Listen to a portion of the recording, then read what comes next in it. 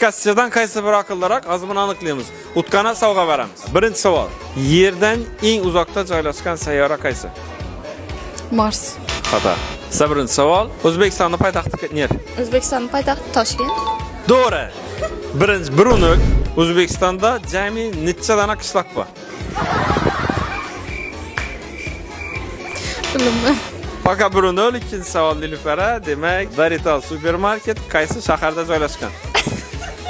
Xorazm viloyati degan shaharda. To'g'ri. 2-0. Hammasi chesti. Hammasi chesti. Mani yo'q, sog'lom men. Hammasi chesti. Qani ketdik. Snickers nechanchi yildan beri ishlab chiqariladi? 1947-yildan beri. Xato. Kantin ishlab chiqarildi. Bu yerda yozib qo'yamiz.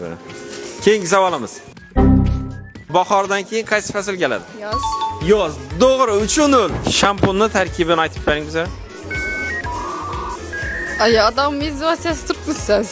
Men shun menga onsat savollarni berib, men qiyin savollarni berib. Yo'q, prosta ketma savol. Ketmas, bunga bering u savolni. Bilaman ekan. Keyingi savol, eng zo'r paxta yoq qaysi?